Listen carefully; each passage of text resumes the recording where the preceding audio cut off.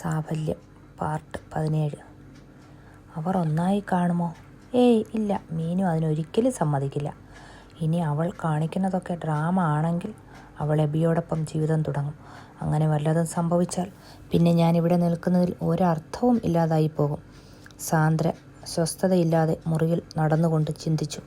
കാലത്ത് തന്നെ അവൾ അവരുടെ മുറിയുടെ മുന്നിൽ കൂടി നടക്കാൻ തുടങ്ങി. ശ്രദ്ധ മുഴുവൻ അവരുടെ മുറിക്കകത്താണ്. അത് കണ്ടപ്പോൾ തന്നെ എബിക്ക് കാര്യം മനസ്സിലായി. മീനു ഇതൊന്നും അറിയാതെ ബാത്റൂമിൽ നിന്ന് ഇറങ്ങുന്നത് കണ്ടതും എബി അവൾക്കരികിൽ ചെന്നു. അവൾ എന്തെന്ന ഭാവത്തിൽ നോക്കിയതും അവൻ അതിനു മുന്നേ അവളെ പിടിച്ചു തന്നിലേക്ക് അടുപ്പിച്ചു. അരയിൽ കൂടി അവൻ്റെ കൈകൾ തന്നെ ചുറ്റിവരിഞ്ഞത് കണ്ടതും അവൾ ഞെട്ടലോടെ അവൻ്റെ മുഖത്തേക്ക് നോക്കി. എന്താ? അവൻ അവളുടെ അധരങ്ങളിൽ വിരൽ വച്ച് മിണ്ടരുത് എന്ന് കാണിച്ചു. മീനു ഒന്നും മനസ്സിലായില്ലെങ്കിലും ഒന്നും മിണ്ടാതെ അവനെ തന്നെ നോക്കി നിന്നു. എൻ്റെ മീനു, നിന്നെ ആസ്വദിച്ച് എനിക്ക് മതിയായില്ല. ഞാൻ ഇന്ന് ലീവ് എടുത്താലോ? നിന്നോടൊപ്പം ഇവിടെ ഇങ്ങനെ കെട്ടിപ്പിടിച്ച് കിടക്കണം എനിക്ക്. സാന്ദ്ര അവൻ്റെ സംസാരം കേട്ടതും അവിടെ തന്നെ നിന്നു. മീനു ഇതൊക്കെ കേട്ട് കിളി പോയതുപോലെ എബിയെ ഒന്ന് നോക്കി. എബി അവളെ നോക്കി കണ്ണിറക്കിക്കൊണ്ട് വീണ്ടും തുടങ്ങി. നിന്റെ നാണം ഇതുവരെ മാറിയില്ലേ? എന്തെങ്കിലും ഒന്ന് പറയടാ. മീനു അപ്പോഴേക്കും കണ്ണും തള്ളി നിൽപ്പായിരുന്നു. നിന്റെ നാണം ഞാൻ ഇപ്പോൾ മാറ്റിത്തരാം കേട്ടോ എന്ന് പറഞ്ഞും അവൻ അവളുടെ മുഖത്തിന് നേരെ മുഖമടുപ്പിച്ചതും മീനുവിന് തൊണ്ട വരളുന്നത് പോലെ തോന്നി. അവൾ അവൻ്റെ കയ്യിൽ കിടന്നു പിടഞ്ഞു. സാന്ദ്ര അത് കേട്ടു നിൽക്കാനാവാതെ ശക്തിയോടെ ഡോർ തുറന്ന് മുറിയിലേക്ക് കയറിയതും മീനു ഞെട്ടലോടെ അവളെ നോക്കി. എബി വലിയ ഭാവവ്യത്യാസമൊന്നുമില്ലാതെ ആ നിൽപ്പ് തുടർന്നു. ഒരാളുടെ മുറിയിൽ കയറി വരുന്നത് ഇങ്ങനെയാണോ? ഞങ്ങളാണെങ്കിൽ കാര്യത്തിലേക്ക് കടക്കുകയായിരുന്നു. എല്ലാം തുടങ്ങിക്കഴിഞ്ഞാണ് നീ കയറി വരുന്നതെങ്കിലോ ഞങ്ങൾ നാണം കെട്ടുപോയേനെ. സാന്ദ്ര അരിശത്തോടെ മീനുവിനെ നോക്കി. ഇറങ്ങിപ്പോടി. അവൻ മീനുവിനെ മോചിപ്പിക്കാതെ തന്നെ സാന്ദ്രയോടായി പറഞ്ഞു. ഡോക്ടർ, എന്നെ വിട്. എന്താ ഈ കാണിക്കുന്നത്? അവളെ കണ്ടതിൻ്റെ നാണമാണോ നിനക്ക്? ഭാര്യ ഭർത്താക്കന്മാർ തമ്മിൽ ഇതൊക്കെ സ്വാഭാവികമാണ് മീനു. നമ്മൾ വലിഞ്ഞു കയറി വന്നവരാ ഇതൊക്കെ സൂക്ഷിക്കേണ്ടത്. എന്നെ കാണിക്കാൻ വേണ്ടിയാണെങ്കിൽ ഈ ഡ്രാമയുടെ ആവശ്യമൊന്നും ഇല്ല എബി. ഇവളുടെ ഡോക്ടർ വിളി കേട്ടാൽ തന്നെ അറിയാം നിങ്ങൾ തമ്മിലുള്ള ബന്ധത്തിൻ്റെ അകൽച്ച.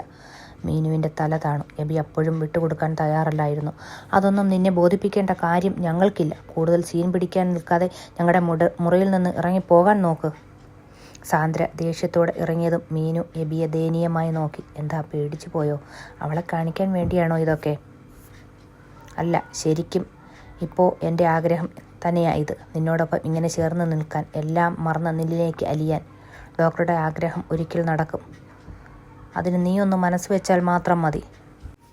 അവൻ ഒന്നുകൂടി അവളെ തന്നിലേക്ക് അടുപ്പിച്ചുകൊണ്ട് പറഞ്ഞതും മീനു ഒന്ന് അനങ്ങാൻ പോലും ആകാതെ നിന്നു. Please doctor. നീ എന്നെ ഈ ഡോക്ടർ വിളി എന്ന് നിർത്തുന്നോ അപ്പോഴേ ഞാൻ നിന്നെ വിടും. എനിക്കറിയാം നീ എന്നെ അങ്ങനെ വിളിച്ചു ശീലിച്ചത് കൊണ്ടാണെന്ന്. പക്ഷേ ഇനി അത് പറ്റില്ല. ഇപ്പോൾ ഇവിടെ വെച്ച് നമുക്ക് ആ വിളി അങ്ങ് മാറ്റാം. പ്ലീസ് ഡോക്ടർ, എന്നെ വിട്. ദേ, മക്കൾ ഉണർന്നാൽ കാണും കേട്ടോ. നീ വിളിക്കാതെ അവർ ഉണരില്ല. നിന്നെ ഞാൻ വിടണമെങ്കിൽ നീ എന്നെ എബിച്ചായനെന്ന് വിളിക്കണം. മീനു കണ്ണും മിഴിച്ച് അവനെ നോക്കി നിന്നു. അത് കണ്ടതും അവൻ അവളുടെ അരയിൽ മുറുക്കിയ കൈ അവിടെ നിന്ന് ചലിപ്പിക്കാൻ തുടങ്ങിയതും അവൾ വേണ്ടെന്നുള്ള പോലെ തലയാട്ടി. എത്രയും പെട്ടെന്ന് വിളിക്കുന്നോ അത്രയും പെട്ടെന്ന് വിടാം. ഡോക്ടർ, അത് ഞാൻ പിന്നെ വിളിക്കാം. ദേ, പിന്നെയും ഡോക്ടർ, ഇനി ഒരു വഴിയേ ഉള്ളൂ. ഞാൻ നേരത്തെ ബാക്കി വെച്ചത് ഇപ്പോഴങ്ങ് തന്നേക്കാം. എന്ത്? മീനു അവനെ നോക്കി ചോദിച്ചതും അവൻ അവളുടെ അധരങ്ങളിലേക്ക് നോക്കി അതിലേക്ക് ചുണ്ടുകൾ അടുപ്പിച്ചു. അത് കണ്ടതും മീനുവിൻ്റെ ശരീരം വിറകൊണ്ടു. ഇനി ഒരിക്കലും അങ്ങനെ ഒരു ജീവിതം താൻ ആഗ്രഹിച്ചിട്ടില്ല. Please doctor. അവൾ മുഴുകിക്കാൻ ആകാതെ കണ്ണുകൾ അടച്ചു നിന്നു. എബിച്ചായൻ. അവൾ മനസ്സിൽ ഒന്ന് ഉരുവിട്ട് നോക്കി. നീ വിളിക്കുന്നോ അതോ? പ്ലീസ് എബിച്ചായ, എന്നെ വിട്. അത് കേട്ടതും അവൻ പുഞ്ചിരിയോടെ അവളെ നോക്കി. ഒന്നുകൂടെ. അവൾ വീണ്ടും വിളിച്ചു. എബിച്ചായൻ. ഒന്നുകൂടെ വിളിക്കുമോ? ആ വിളി അവന് കേട്ട് മതിയാകാത്തതുപോലെ അവൻ പറഞ്ഞു. അയ്യോ അമ്മ. മീനു പറഞ്ഞതും എബി അവളിലുള്ള പിടിവിട്ടു ഞെട്ടിക്കൊണ്ട് തിരിഞ്ഞു നോക്കി. മീനു അപ്പം തന്നെ ചിരിയോടെ അവൻ്റെ അടുത്ത് നിന്നും മാറി.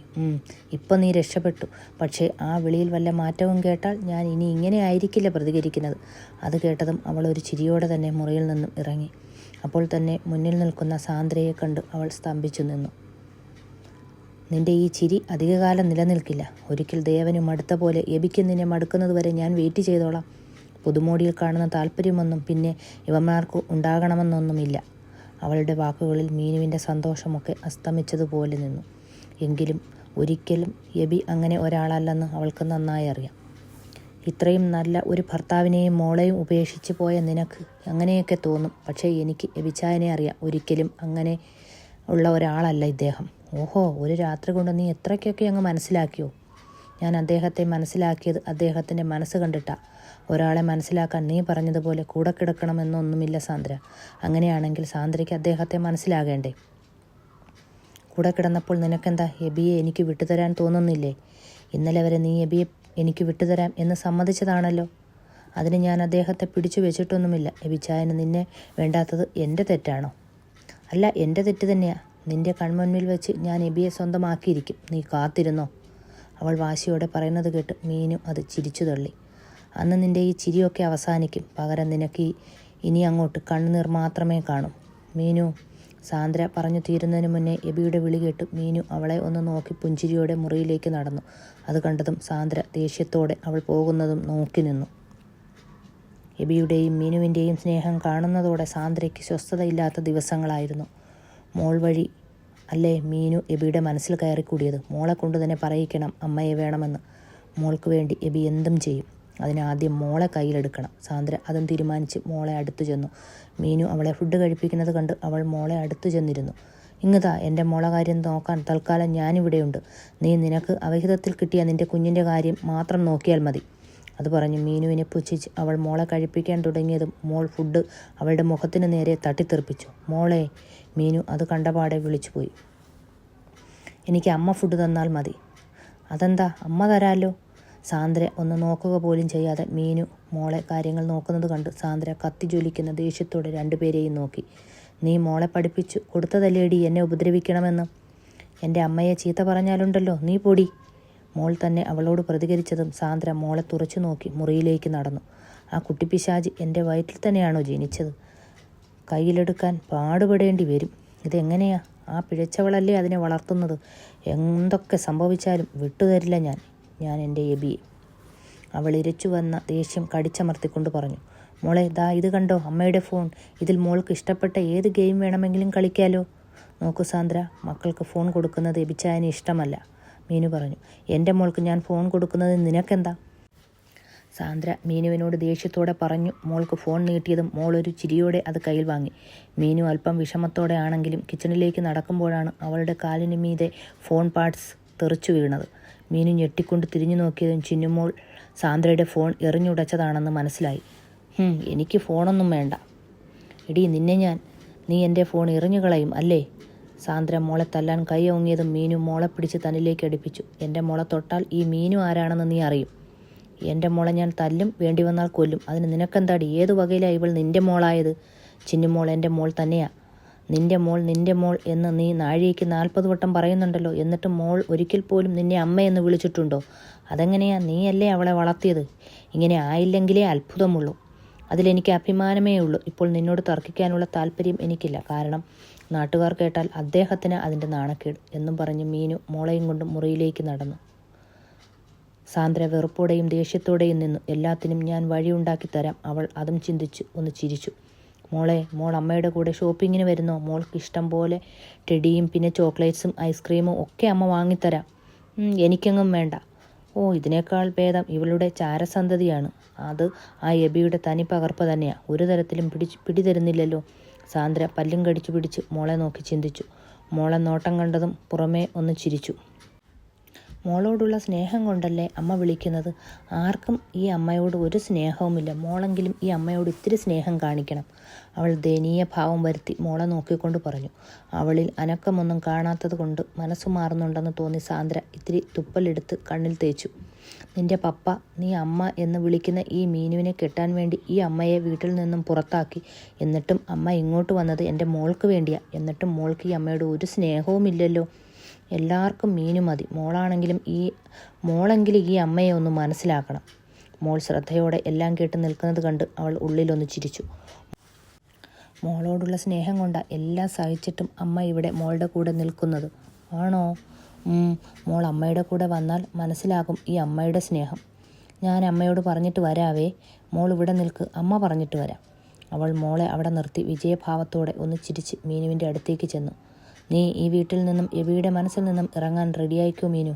മോൾ ഇനി അങ്ങോട്ട് എന്നെയാ സ്നേഹിക്കാൻ പോകുന്നത്. മോൾ വഴി എബിയുടെ മനസ്സിൽ ഞാൻ കയറിക്കൂടും. അതിനിനി അധിക ദിവസങ്ങളൊന്നുമില്ല. മീനു അവൾ പറയുന്നതൊന്നും കാര്യമാക്കാതെ തൻ്റെ ജോലി തുടർന്നുകൊണ്ടേയിരുന്നു. നീ ഇവിടെ ഇങ്ങനെ വിഴുപ്പലക്കിയും ഉണക്കിയും ഒക്കെ നിന്നോ? ഒരു ജോലിക്കാരിയെ സാലറി കൊടുക്കാതെ കിട്ടുമല്ലോ. നിനക്കെന്താ ഇപ്പോൾ വേണ്ടത്? മീനു ചോദിച്ചു. അയ്യേ, നീയായിട്ടൊന്നും തരണ്ട. ഞാൻ എല്ലാം നേടിയെടുത്തോളാം. ഞാൻ എൻ്റെ മോളെയും കൊണ്ട് പുറത്തേക്കൊന്ന് പോവുക. ഇത് നിന്നോട് പറയാൻ വേണ്ടി, നിൻ്റെ അനുവാദം വാങ്ങിക്കാനല്ല. മോൾ പെറ്റമ്മയായ എന്നെ സ്നേഹിച്ചു തുടങ്ങി എന്ന് കാണിക്കാൻ വേണ്ടിയാണ് ഞാനിപ്പോൾ പറയുന്നത്. നീ വെറും സെക്കൻഡാണെന്ന് ഇനിയെങ്കിലും മനസ്സിലാക്കിക്കോ. അവൾ അതും പറഞ്ഞ് ചിരിയോടെ ഇറങ്ങിയതും മീനു വിഷമത്തോടെ നിന്നു.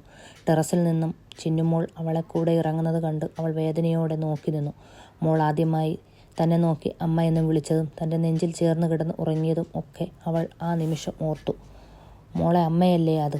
ഞാൻ എന്തിനാ വിഷമിക്കുന്നത്? സന്തോഷിക്കുകയല്ലേ വേണ്ടത്? അവൾ പുഞ്ചിരിയോടെ കണ്ണു തുടച്ചുകൊണ്ട് മോളെ ഒന്നുകൂടി നോക്കി തിരിഞ്ഞതും അമ്മേ എന്ന മോളുടെ നിലവിളി കേട്ടതും മീനു ഞെട്ടിത്തെറിച്ച് തിരിഞ്ഞു നോക്കി. സ്ലാബിന് താഴേക്ക് പോകുന്ന മോളെ കൈ കണ്ടതും മീനു മോളെ എന്ന് വിളിച്ചുകൊണ്ട് താഴേക്ക് ഓടിയിറങ്ങി. ഓ, എന്തൊരു സ്മെൽ! ഈ അഴുക്കുവെള്ളത്തിൽ എങ്ങനെ ഇറങ്ങും? സാന്ദ്ര മോൾ വീണ സ്ലാബിലേക്ക് നോക്കിക്കൊണ്ട് ചിന്തിച്ചു. മോളെ! മീനു ഓടി അവൾക്കരികിലേക്ക് വന്നതും സാന്ദ്ര അയ്യോ മോളെ എന്നും വിളിച്ച് കരച്ചിൽ തുടങ്ങി. മീനു, എൻ്റെ മോൾ! മീനു ഒന്നും ചിന്തിക്കാതെ സ്ലാബിലേക്ക് എടുത്തു ചാടിയതും സാന്ദ്ര കണ്ണും തള്ളി നിന്നു. സാന്ദ്ര, മോളെ പിടിക്ക്! മോളെ ഉയർത്തി പിടിച്ചുകൊണ്ട് മീനു പറഞ്ഞതും സാന്ദ്ര മോളെ മേലെയുള്ള അഴുക്ക് കണ്ട് അറപ്പോടെ നിന്നു. അപ്പോൾ തന്നെ എബിയുടെ കാർ വരുന്നത് കണ്ടതും അവൾ അവിടെ മുട്ടുകുത്തിയിരുന്നു. മോളെ വാങ്ങാനെന്ന പോലെ ആക്ഷൻ കാണിക്കാൻ തുടങ്ങി. എന്താ? എബി കാറിൽ നിന്ന് ഇറങ്ങിയ പാടെ അവളെ നോക്കിക്കൊണ്ട് ചോദിച്ചു. എബി, നമ്മുടെ മോൾ! അവൾ കരച്ചിലോടെ അതും പറഞ്ഞ് മോളെ മീനുവിൻ്റെ കയ്യിൽ നിന്നും വാങ്ങി. മോളെ, എന്തു പറ്റി? മോൾ എങ്ങനെയാ ഇതിൽ വീണത്? എബി വെപ്രാളത്തോടെ മോളെ കയ്യിൽ വാങ്ങിക്കൊണ്ട് ചോദിച്ചു. മോൾ അനക്കമില്ലാത്തത് കണ്ട് എബി അവളുടെ കവിളിൽ തട്ടി വിളിക്കാൻ തുടങ്ങി. അപ്പോഴേക്കും മീനു എങ്ങനെയൊക്കെയോ മുകളിലേക്ക് കയറി. മോളുടെ അടുത്ത് ചെന്ന് അവളുടെ മുഖം തൻ്റെ സാരി തിലപ്പ് കൊണ്ട് അവൾ തുടച്ചു. നീ എന്തിനാ മോളെയും കൊണ്ട് ഇങ്ങോട്ട് വന്നത് മീനു? അത് കേട്ടതും സാന്ദ്ര ഉള്ളിലൊരു ചിരിയോടെ എബിയുടെ തോളിലേക്ക് വീണു. മീനു ഒന്നും തിരിച്ചു പറയാനാകാത്ത അവസ്ഥയിലായിരുന്നു. അയ്യോ, എൻ്റെ മോൾക്ക് എന്താ പറ്റിയത്? എബി, നമുക്ക് മോളെയും കൊണ്ട് ഹോസ്പിറ്റലിൽ പോകാം. എബി കൂടുതലൊന്നും ചിന്തിക്കാതെ മോളെയും എടുത്ത് വണ്ടിയിലിരുത്തി. ഡ്രൈവിംഗ് സീറ്റിലിരുന്നതും സാന്ദ്ര കരച്ചിലൂടെ വണ്ടിയിൽ കയറി മുഖം ചുളിച്ചു പിടിച്ച് മോളെ മടിയിലേക്കിരുത്തി. തൽക്കാലം ഈ നാറ്റം സഹിക്കാൻ ഇതുവഴി എബിയുടെ മനസ്സിൽ കയറിക്കൂടാ. അവൾ ഉള്ളിലൊരു ചിരിയോടെ ചിന്തിച്ചു. അവരുടെ ഒരുമിച്ചുള്ള പോക്ക് മീനുവിൻ്റെ കണ്ണുകൾ നിറയിച്ചു. എന്തൊക്കെയോ തന്നിൽ നിന്നും നഷ്ടപ്പെടുന്നുവെന്ന ഒരു തോന്നൽ. മോളെ, നിൻ്റെ കയ്യിൽ മുറിവുണ്ടല്ലോ. ഇത് ആ പൊട്ടിയ സ്ലാബിൻ്റെ സൈഡിൽ കൊണ്ടതാമ്മേ. അതൊന്നും സാരമില്ല, അമ്മ അവളുടെ കയ്യിലെ മുറിവ് കണ്ട് പറഞ്ഞു. നിനക്കും അവരുടെ കൂടെ ഹോസ്പിറ്റലിൽ പോവായിരുന്നില്ലേ? അതിൻ്റെ ആവശ്യമൊന്നുമില്ല. മോളുടെ അച്ഛനും അമ്മയും കൂടെ ഉണ്ടല്ലോ. അവൾ വിഷമത്തോടെ അതും പറഞ്ഞ് അകത്തേക്ക് നടന്നു. മോളുടെ കാര്യം അറിയാൻ വേണ്ടി അവൾ ഫോണെടുത്ത് എബിയെ വിളിച്ചു. മോൾക്ക് എങ്ങനെയുണ്ട്? കയ്യിലും നെറ്റിയിലും മുറിവ് പറ്റിയിട്ടുണ്ട്. ബ്ലഡ് കുറച്ചധികം പോയി. അതിൻ്റെ മയക്കമുണ്ട്. നീ എന്താ മോളെ സൂക്ഷിക്കാതിരുന്നത്? എബി ചോദിച്ചു. അത് ഞാൻ ഇനി അത് പറഞ്ഞിട്ടെന്താ കാര്യം? എന്തായാലും മോൾ എണീറ്റാൽ ഉടനെ ഞങ്ങളങ്ങ് വന്നോളാം. മീനു ഫോൺ വെച്ച് എബിയുടെ വാക്കുകളിലെ അകൽച്ച ഓർത്തു. ഒരു വീഴ്ചയും തന്നിൽ നിന്ന് പറ്റിയിട്ടില്ലെന്ന് ദൈവത്തിനറിയാം, അവൾ സ്വയം ആശ്വസിച്ചു. അഴുക്ക് പറ്റിയ ഡ്രസ്സ് ചേഞ്ച് ചെയ്ത് സാന്ദ്ര പുറത്തേക്കിറങ്ങിയതും മുന്നിൽ എബിയെ കണ്ട് ഒന്ന് പുഞ്ചിരിച്ചു. നമ്മുടെ മോൾക്ക് കുഴപ്പമൊന്നും ഇല്ലല്ലോ എബി? അവൾ ദയനീയമായി ചോദിച്ചു. ഇല്ല എന്ന് മാത്രം പറഞ്ഞ് അവൻ അവിടെ നിന്നും പുറത്തേക്കിറങ്ങി. ഇത്തിരി മയമുണ്ട്. ഈ മഞ്ഞുമല ഇത് വെച്ച് ഞാൻ ഉരുക്കിയെടുത്തോളാം. എബി പോയ വഴിയെ നോക്കി അവൾ ചിരിച്ചു. പപ്പാ! മോളെ വിളിയിലാണ് എബി മോൾ ഉണർന്നത് അറിഞ്ഞത്. മോളെ അടുത്തായിരുന്നു കൊണ്ട് അവൻ മോളുടെ കവിളിൽ ഉമ്മ വെച്ചു. എന്താ മോളെ? അമ്മ എവിടെ? മോൾ വിഷമിക്കേണ്ട, ഞാൻ ഇവിടെ തന്നെയുണ്ട്. സാന്ദ്ര ഒരു ചിരിയോടെ മോൾക്കരികിൽ വന്ന് നിന്നുകൊണ്ട് പറഞ്ഞു. എൻ്റെ അമ്മ എവിടെ പപ്പ? അത് കേട്ടതും സാന്ദ്രയുടെ മുഖം ദേഷ്യം കൊണ്ട് ചുവന്നു. ഞാൻ കൂടെ ഉള്ളപ്പോഴും ഇവൾ തിരക്കുന്നത് ആ മീനുവിനെയാണ്. സത്യം എങ്ങാനും എബി അറിഞ്ഞാൽ പിന്നെ എല്ലാം അതോടെ അവസാനിക്കുകയും ചെയ്യും. അവൾ ആ ചിന്തയോടെ മോൾക്കരികിലേക്കായിരുന്നു. അമ്മ എന്തുമാത്രം വിഷമിച്ചു എന്ന് അറിയോ? ഇപ്പോഴാ ഈ അമ്മയ്ക്ക് ആശ്വാസമായത്. എബിക്കരികിലിരുന്ന് അവൾ മോളെ തലോടിക്കൊണ്ട് പറഞ്ഞു. അത് കണ്ട് എബി അവിടെ നിന്ന് മാറുന്നതിന് മുന്നേ മോൾ അവൻ്റെ കയ്യിൽ പിടിച്ചു. പപ്പ, എനിക്ക് അമ്മയെ കാണണം. അമ്മ എവിടെയാ? അമ്മയാ എന്നെ രക്ഷിച്ചത്. ഇത് കേട്ടതും സാന്ദ്ര ഞെട്ടിക്കൊണ്ട് എബിയുടെ മുഖത്തേക്ക് നോക്കി. മോൾ എങ്ങനെയാ അതിൽ വീണത്? എബി ചോദിച്ചു. എനിക്ക് ചോക്ലേറ്റ്സും ഐസ്ക്രീമും ഒക്കെ വാങ്ങിത്തരാമെന്ന് പറഞ്ഞ് ഇവർ എന്നെ കൊണ്ടുപോയതാ. അപ്പോഴാ മോൾ അതിൽ വീണത്. എനിക്കെല്ലാം മനസ്സിലായി. ഒരു നിമിഷമെങ്കിലും മീനുവിൻ്റെ അശ്രദ്ധ കൊണ്ടാണ് ഇങ്ങനെ സംഭവിച്ചതെന്ന് ഞാൻ കരുതി. നീ ഒരമ്മയാണോടി? സ്വന്തം മനസാക്ഷിയോട് തന്നെ ഇടയ്ക്ക് നീ ഒന്ന് ചോദിച്ചു നോക്ക്. എബി, അത് നിനക്ക് എന്താ വേണ്ടത്? എൻ്റെ സമ്പത്ത് മുഴുവൻ നിനക്ക് വേണമെങ്കിൽ ഞാൻ തരാം. പക്ഷേ ഇനിയെങ്കിലും ഞങ്ങളുടെ ജീവിതത്തിലേക്ക് കടന്നു വരരുത്, പ്ലീസ്. സാന്ദ്ര നിരാശയോടെ തലയും താഴ്ത്തി നിന്നു. ശരിയാണ്, സ്വന്തം മകളായിട്ടും എനിക്ക് മോളെ രക്ഷിക്കാനായില്ല. ആരുമില്ലാത്ത മീനുവാണ് സ്വന്തം ജീവൻ പോലും നോക്കാതെ മോളെ രക്ഷിച്ചത്.